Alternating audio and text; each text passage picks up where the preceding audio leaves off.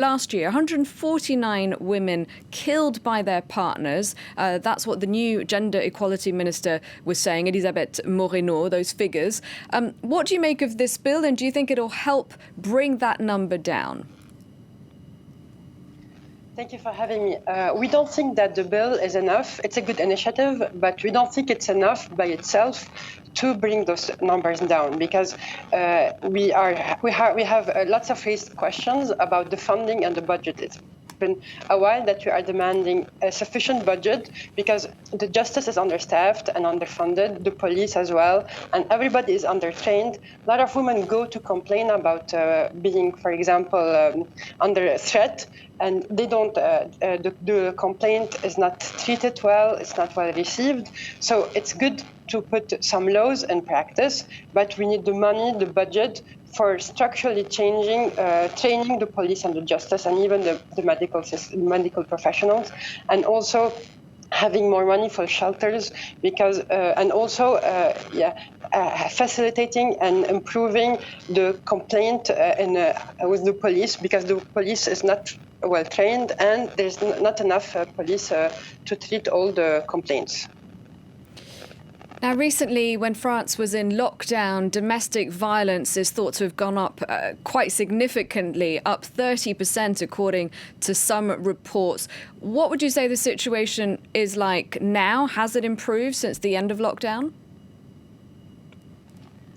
We don't have enough time spent from the lockdown to have a precise idea, but again, nothing is been made structurally to help to change. We have very specific demands, especially about training, budget, and more staff, and nothing has been met. We have some laws. The new law is a good initiative, but it's not sufficient, and we don't think it will help bring the numbers down, unfortunately.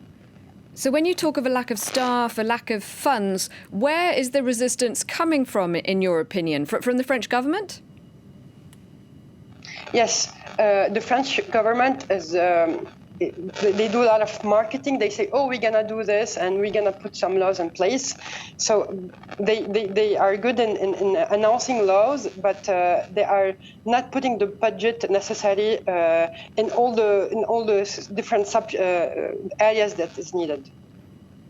Well, in English, of course, there's an expression of putting your money where your mouth is. I suppose you're suggesting that the French government isn't doing that. And perhaps it doesn't help that recently there were a couple very controversial ministerial appointments. So France has a new interior minister, a new justice minister, one accused of rape, the other seen as being, he's been very critical of the Me Too movement. So do you think that, in fact, the French government, the French president, Emmanuel Macron, isn't as into, so to speak, feminist causes as he claims? Exactly, and I think the last government proved that it's not just that it's not for a feminist cause, but the last government is sexist. When you put a man accused of rape, and he doesn't deny the sexual act, he just denies the definition of rape.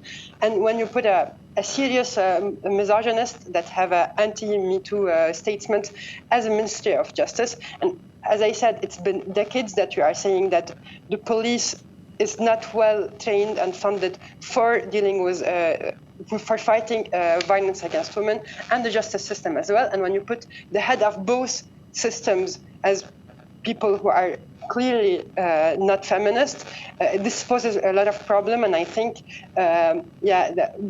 people internationally think that the French government and Macron are feminist, but the proofs, what we are seeing, prove that they are not.